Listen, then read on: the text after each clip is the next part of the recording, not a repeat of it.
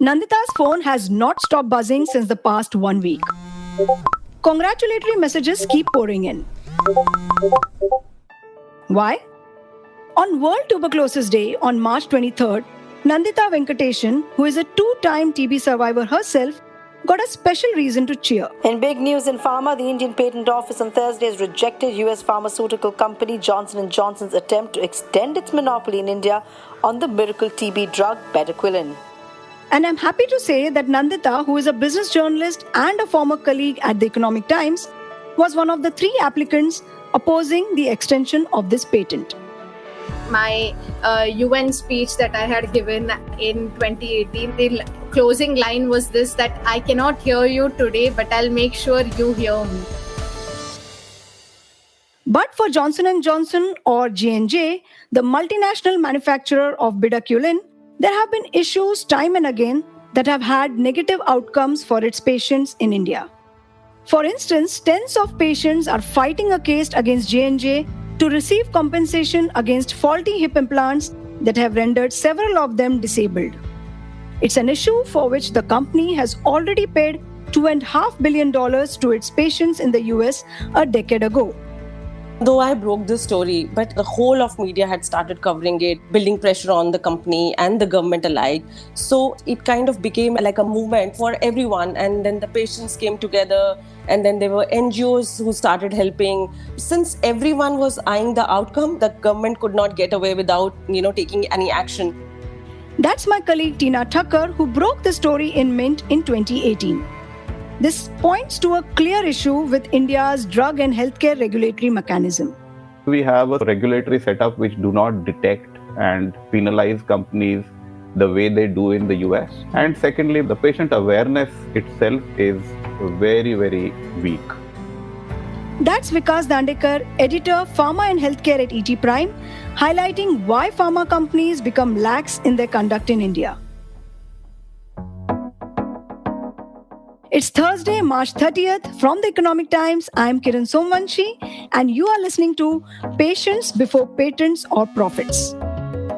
In this episode, we delve into India's latest move to curb evergreening of patents, why pharma MNCs treat India differently from their home markets, and why a strong patient rights ecosystem is the need of the hour in India.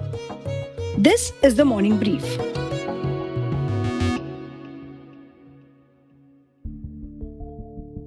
Bedaquiline is sort of a wonder drug for around 1.2 lakh people that are suffering from multi-drug resistant TB in India. This drug has improved the treatment success rate of multi-drug resistant TB from around 50% to 93% and has cut the treatment duration from 2 years to 6 months.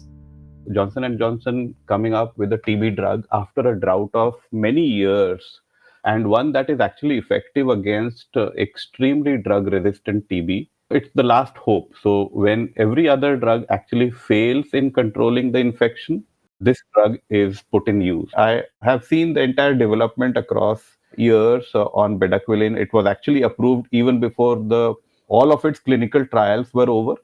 But the need of that drug was so tremendous that the trials were actually completed well after the approvals came. And I was told that, people were put on like 18, 24 months regimen. And to follow that kind of a long regimen was almost becoming impossible. So this kind of shortened the treatment, and XDR TB is nearly, fatal. And when this came up and when you see recovery really happening, so on the innovation side, this has been a great work from Johnson & Johnson. In fact, India has negotiated a rate of $400, that is around 32,000 rupees per patient, for a 6-month treatment of bedaquiline under its National TB Elimination Program. The government provides the drug free of cost to nearly 60,000 multi-drug resistant TB patients. But with the bedaquiline patent expiring this July, do you know how much the generic version of this drug is expected to cost? 650 to 1300 rupees per patient per month. Is this what prompted Nandita to take on a big pharma company like J&J by filing an opposition to their patent? To understand that, you need to know her story first. I had 2 bouts of TB I had to deal with, and I had it for the first time when I was 17 years old. I had just started my graduation in Mumbai, and I contracted intestinal tuberculosis, which is generally considered a rarer form of the disease. I navigated through the treatment in my graduation, which was a difficult time because I was just a 17 or 18-year-old girl, and having been like sort of put into this situation. And then I completed my graduation, I finished my treatment, I was declared cured completely. I went on to pursue my master's in New Delhi from the Indian Institute of Mass Communication. And then a year after I had completed my master's in Delhi, and I had returned to Mumbai to pursue work, and it was towards the end of May 2013 that I was diagnosed with a reinfection. Easily, I'll call it the worst day of my life, because that day still comes into my mind fresh, even though it's like 10 years now. But I was at the doctor's clinic, and then the doctor just told me that I was experiencing that very familiar stomach pain and nausea, but never really thought that it could be TB. And I was there with my mom in the clinic, and then she just told me that I think it's TB, and I just started crying at the clinic. I was just about starting my career, and there I could see this disease come back again and possibly bring with it some more horrors which I didn't want to take up at that point. And the doctors also said that your disease is quite severe right now compared to what you had before, and the fact is that you will possibly need a surgery to remove that infected portion of the intestine altogether. None of this frankly went down well with me even one bit, because you don't expect a hospitalization and all of this when at 23 years old. Well, I took the medicines, didn't work, hospitalization happened, and it was supposed to be a matters that was supposed to be closed in, say, 3 months. That is the fact that I'll undergo the surgery, and then, I'll have to rest up a bit, and then I can start my normal life after 3 months. But one surgery turned into 6. I was operated on my stomach 6 times, and I was in the hospital for 90 days. I underwent 6 surgeries. All of them were done on an emergency basis because the bacteria just did not stop spreading. For 15 days, I was in the intensive care unit. Extremely, extremely difficult time, and was frankly down to bones. Like I said, I become very thin because of these operations. The mental trauma was immense. But this was just the beginning of Nandita's struggles. After all of this, I used to think that maybe I am done with it. But I think the biggest blow of all came was in 22nd November 2013, which was 2 days after my birthday. I suddenly lost my hearing completely. I just woke up from an afternoon nap, and at around 2 or 2:15, I woke up to complete silence. It was like before sleep, I could actually listen to everyone around me. I listened to my parents, I listened to my brother, nurse, everyone. And I got up from the sleep with 100% silence.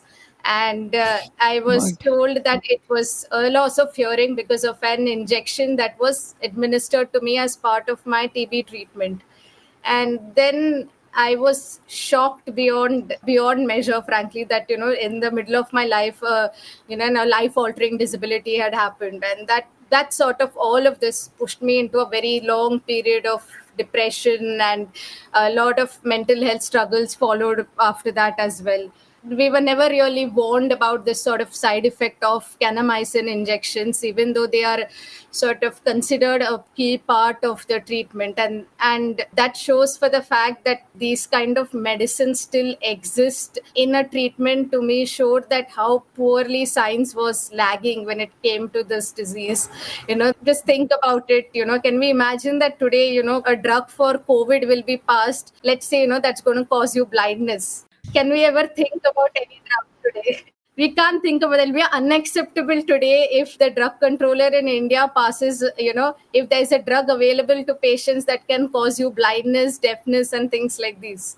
Is that injection still around, like still given? Yes, it is very much given, and people suffer from hearing loss in varying degrees. There are sort of ways to avert this, in the sense that the doctor has to inform you beforehand that this can cause hearing loss. So you kindly sort of take note of any prior signals you see. For example, any changes or alterations you feel in your hearing, or any ringing of the ear, that is called as tinnitus and things like this. But Right. when you're not informed about anything, then it just comes just out of the blue. So that sort of, I think this disease took away after that 4 or 5 years of my life.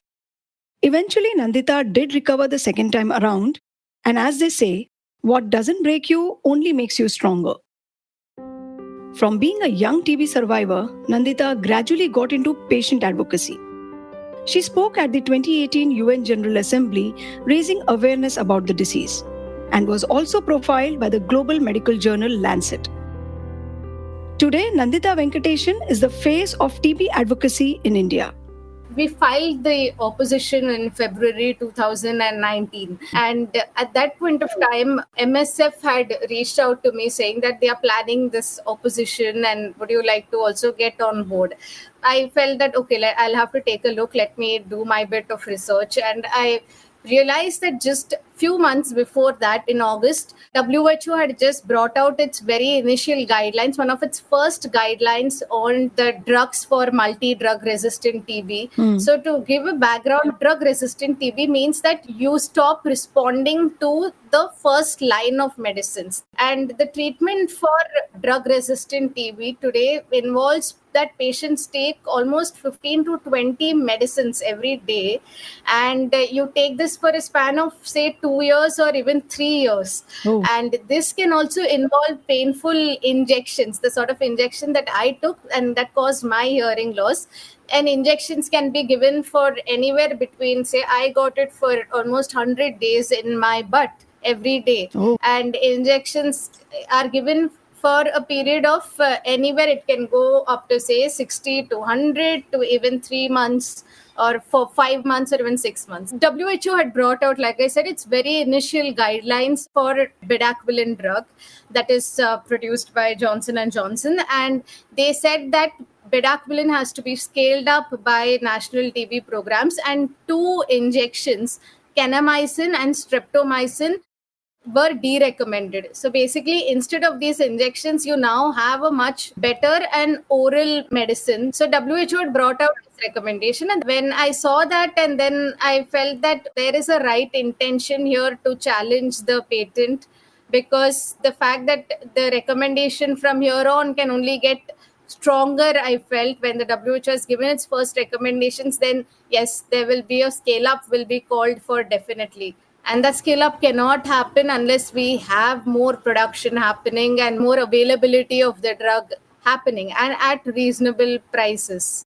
That was the reason we thought of challenging it. Right. When you actually filed the opposition in 2019, did you face any resistance, or did you face any pressure from any side? I remember that just that year when we filed in February 2019, in that very year, there was a big TB conference that was held in India, which is called the Union Conference on Lung Health. And that was held in Hyderabad. And there, I remember that top executives from Johnson & Johnson were present over there, and they had publicly made a statement that come 2023, generic manufacturers will be allowed to produce the drug. And then we see simultaneously that they were trying to sort of push for patent where they could extend the life of the patent by 4 more years. That is what I think prompted us to file. So the idea here, to make it very clear, is that I'm not against, say, I understand the fact that, medicines take time. There is a lot of R&D involved. I am completely aware of that. What I was against is the fact that there is a patent life that already exists for 20 years. What is the point of extending more than that? That is where my problem came from. Besides this bedaquiline issue, what is it that you think can change for the better for TB treatment in India? A singular most thing apart from medicines is, I think, the need for a TB vaccine. we have a vaccine already, but it is 100 years old, and that's the BCG vaccine that we are taking. The vaccine is clearly not effective against adults. It's not like I was not immunized against TB. I had all my immunizations in place. But this has also been the fact that we are still using a 100-year-old vaccine. Think about a parallel disease, and I keep telling this, that there is another infectious disease which exactly travels in the air like TB, and that's COVID. And we had, like, say, 50 candidates in a matter of 1 year. That much amount of funding and money and vaccine candidates just about came in 1 or 2 years' time. But we're still using one vaccine for the past 100 years. So I think that's a very big sort of a glaring contrast that I see in how diseases can be viewed. When I reached out to J&J India for their participation in the podcast, they provided their official response to the bedaquiline patent rejection. J&J's written response is recreated for the audio purpose. Johnson & Johnson is a long-standing partner in India's efforts to combat TB, providing access to Certuro, bedaquiline, improving diagnostic capacity, training health workers on the clinical management of TB and DRTB, and raising awareness about TB at the community level. The patent application in question for a formulation of bedaquiline was filed in India over a decade ago as part of standard procedures when developing new medicines. Whether this patent was granted or not, a formulation patent would not have prevented generic manufacturers from developing the active pharmaceutical ingredient API in their own formulations after July 2023, when our API patent expires in India. We remain committed to supporting India's efforts to end TB and look forward to participating in the TB High-Level Summit hosted by Prime Minister Modi later this week. My colleague Vikas explains something deeper behind this reply. I have seen the response that J&J has given, that its API patent expiry would have anyways allowed Indian generic companies to go for copies. That straight away gives me a feeling that there was no need to file an extension application for the existing formulation patent. What you are clearly seeing here is an attempt towards evergreening. It cannot be just a procedure. And thankfully, Indian courts are that way. The patent office is extremely knowledgeable in understanding exactly what should be prioritized as a strong case for patents. It has actually been very active in examination of patents of innovative drugs. And traditionally, we have not allowed incremental innovation as per Section 3D of the Indian Patents Act. So frivolous patenting of products by MNCs have been dismissed. And quick thing about global research on TB drugs and TB vaccine is also a little interesting. Till the time HIV really hit the big US and Europe, there wasn't much research getting done because, it was a poor man's disease. It was mostly in the southern hemisphere, India, Africa. So, the interest of global companies was also extremely limited. So once it started hitting HIV and patients started getting TB, then the interest levels actually started coming up. So that's the asymmetry of the global pharmaceutical industry. Mumbai-based BDR Pharma is one of the companies disrupting the oncology market in India by challenging the evergreening of patents. In one of my earlier episodes on cancer, Dharmesh Shah, its chairman, had shared this. There are a lot of cases the originators are trying to get the extension of their genus patent by doing an evergreening of the patent. And that is where a lot of generic companies are filing their oppositions. In a country like India, we are not accepting Section 3D or evergreening of the patent. And this is very essential that we get a support from the court of law as well as for the government of India, because as we know that advanced drugs are very expensive drugs. so that more and more generics can come into the market to be benefiting the patients. I definitely oppose the Section 3D or evergreening. And if somebody is trying to monopolize, in addition to 15 years granted patent period of enjoying the fruits, for additional 5 or 10 years, I strongly object to it, for which, at least as my organization, I'm very vocal about it. I have a risk-taking ability and I fight out those battles, even though they are expensive at times. But yes, we have a larger goal, and larger goal is the patients who are unable to afford these medicines. But it's not just evergreening. J&J in India has been embroiled in several controversies over the years. It continues to manufacture and market its talc baby powder even when it has discontinued the same in the US and Canada. My colleague Vikas broke the news in 2019 on its internal investigation on the mis-selling of the painkiller drug Ultracet. Then there is also the ongoing legal battle of patients of its faulty hip implant seeking compensation. J&J India responded to our query about the talc baby powder. They stand by their product and their detailed response is posted in the description of this podcast. I spoke to my colleague Tina Thakkar, Senior Assistant Editor at The Economic Times, who has been reporting on the health sector for nearly 2 decades now. She won the Ramnath Goenka Award for her persistent reporting that compelled the government and the company to acknowledge the issue of patient compensations. So this story is really close to my heart. And I still remember that it was on August 23rd, 2018, that we did a long form spread on the faulty hip implant of Johnson & Johnson and the havoc it had played with the lives of people in India. For patients, the problem with the hip implants, also called acetabular surface replacement, which is ASR, it required additional painful operations in which the device was replaced with yet another artificial hip. So for some, the damage to the bones, muscles, and nerves from the troubled device, which had shed tiny metallic particles, had left them permanently disabled.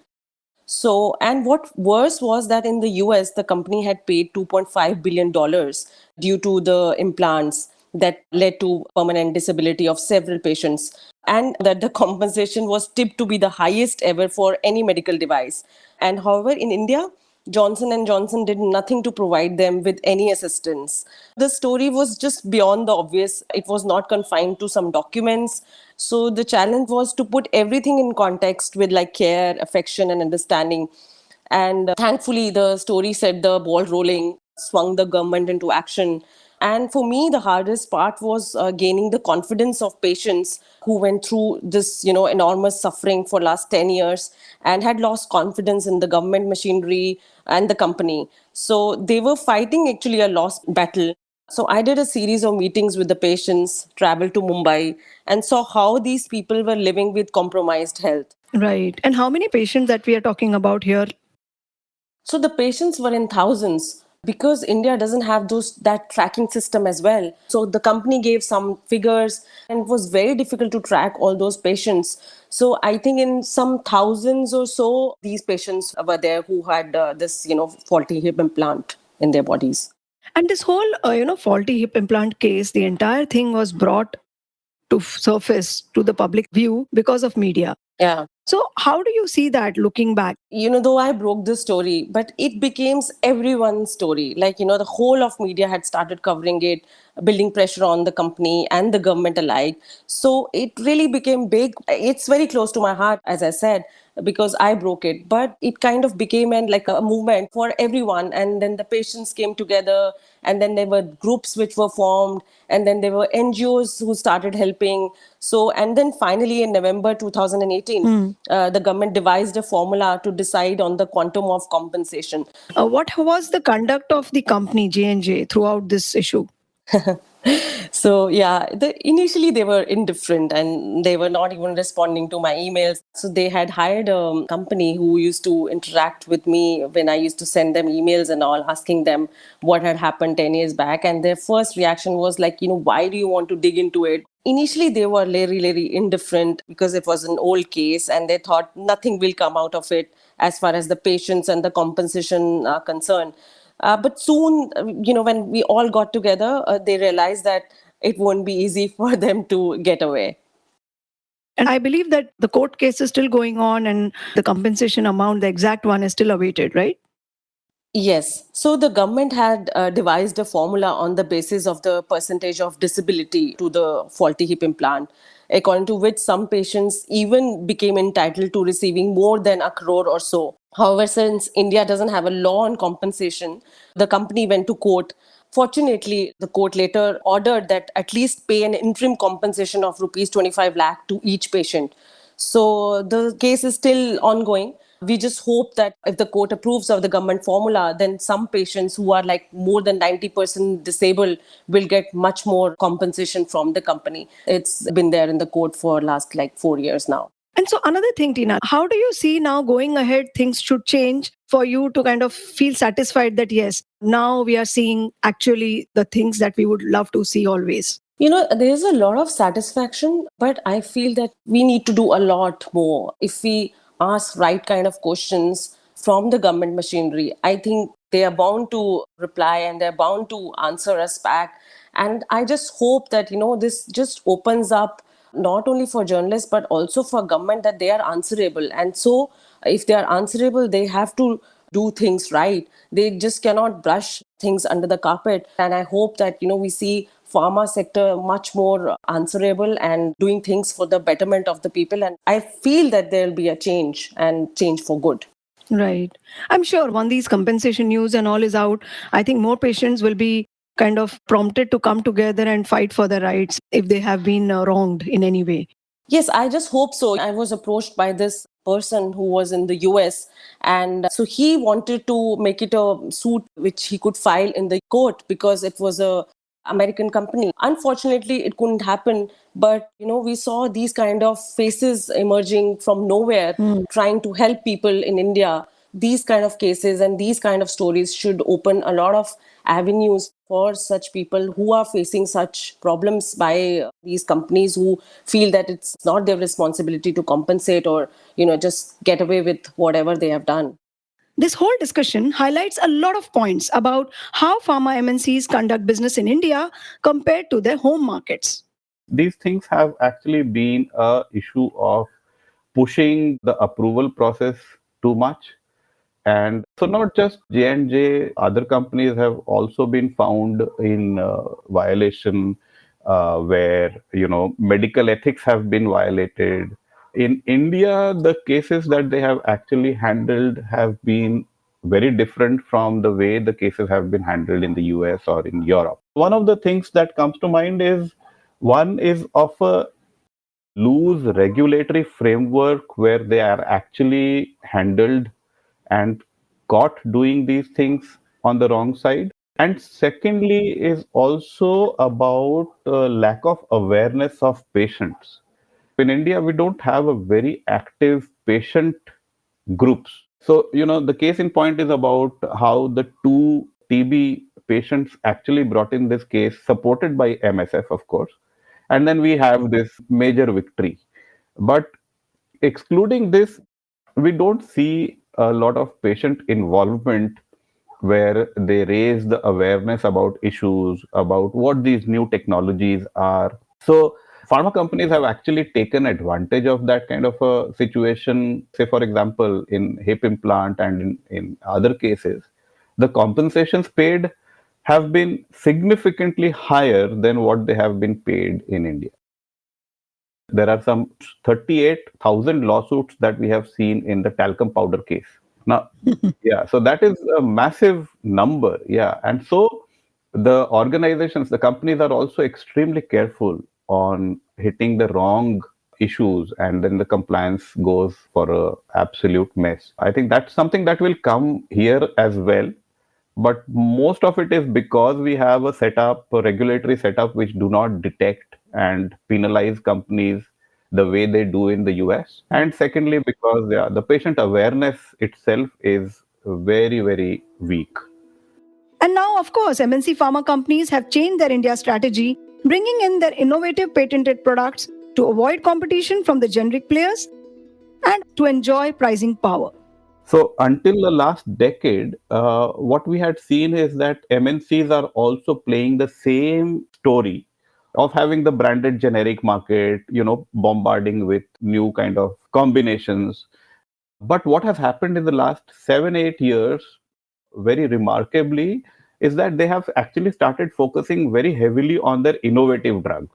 What happens in the innovative drugs is that you have that one drug which will be an absolute appealing point to the medical expert. So you have two advantages. One, there is no competitor there.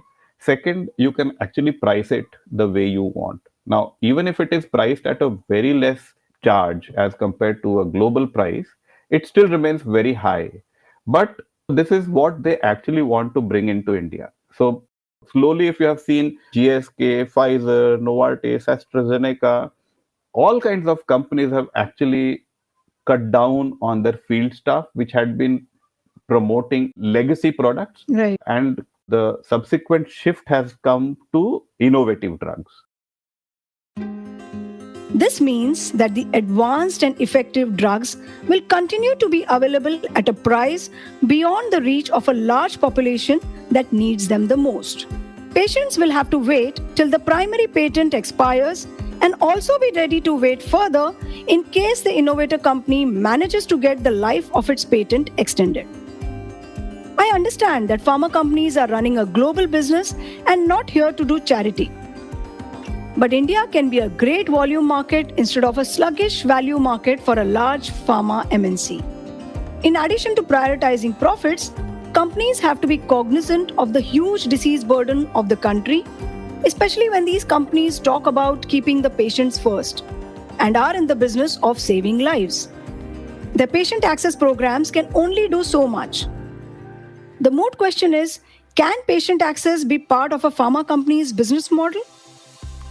Interestingly, both the instances of patent rejection and compensation for faulty hip implants, as discussed in this episode, show that patient advocacy is still in its nascent stages in India. The patient rights groups are yet to evolve and gain clout in the pharma and healthcare industry. Class action suits by patients seeking compensation are quite rare, since the awareness is low and the judicial process is cumbersome and time-consuming. India frankly needs many more Nanditas who can not only speak up on behalf of patients, but also play an active role in opposing the moves of companies that deprive patients of the medicines or compensation that is legally and morally due to them. There has to be consistent pressure built by the media's reportage on healthcare and pharma on the government as well as on the industry to make them think of patients first and penalize the players for wrongdoing. The term patient centricity can't just adorn the corporate websites or speeches of the company officials or government reports. It has to be seen playing out across all markets of a company to be believed. So that's it for today. This is Kiran Somvanshi from the Economic Times, and you were listening to Patients Before Patents or Profits only on the Morning Brief. A big thank you to fellow journalists Nandita Venkateshan, Vikas Dandekar and Tina Thakkar for sharing their lived experiences and industry insights. This episode was brought to you by sound editor Rajesh Nayak and executive producers Anupriya Nair, Anirban Chaudhary and Arijit Burman.